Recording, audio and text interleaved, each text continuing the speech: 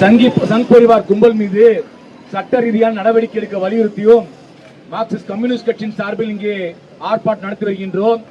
இந்த ஆர்ப்பாட்டத்தின் வாயிலாக நாங்கள் மார்க்சிஸ்ட் கம்யூனிஸ்ட் கட்சி சுட்டிக்காட்டுவது என்னவென்றால், இன்றைக்கு ஜி.ஆர். சுவாமிநாதன் அவர்கள் யாராக இருந்தாலும் நீதிபதி அவர்கள் அரசியலமைப்பு சாசனம் என்ன சொல்லியிருக்கின்றதோ அந்த சாசனத்தின்படியும் உச்ச நீதிமன்ற அதே மன்று மேல் நீதிமன்ற தீர்ப்புகள் என்ன கொடுத்திருக்கின்றதோ அந்த வழிகாட்டின்படி அவர்கள் செயல்பட வேண்டும்.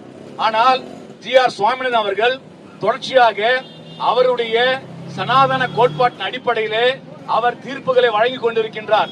இது முதல் முறை அல்ல. அவர் தன்னுடைய பார்ப்பனிய கண்ணோட்டத்தின் பிரகாரம் நீதித்துறையிலே செயல்பட்டுக் கொண்டிருக்கின்றார்.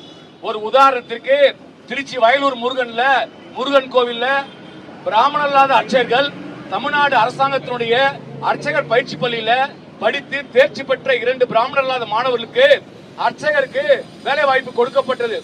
அவர்கள் அங்கே வேலை செய்தார்கள் வயலூர் முருகன் கோவில்ல. அந்த கோவில் இருந்த பார்ப்பனர்கள் பிராமணர் அல்லாத ஒருத்தர் அர்ச்சகர் வருவதை எதிர்த்து நீதிமன்றத்தில் வழக்கு தொடுக்கிறார்கள். அந்த வழக்கு நேரடியாக நீதியரசர் ஜி.ஆர். சுவாமிநாதன் செல்கிறது.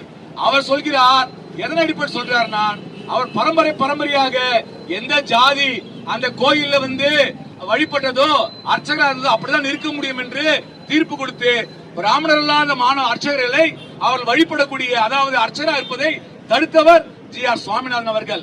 இன்றைக்கு மலை மேல ஏறி எங்க தீபம் ஏற்கென்று பார்த்தாரே நீதியரசர், நான் கேட்கிறேன், இதே என்எஸ்சி போஸ் ரோட்ல நடைபாத வியாபாரிகள் எல்லாம் காவல்துறை தாக்கிய போது வியாபாரிகள் வழக்கு போடும்போது எந்த நீதிபதியாவது எங்கே வியாபாரிகள் பாதிக்கப்படும் சொல்லிட்டு தெருவுக்கு வந்து பார்த்தார்களா?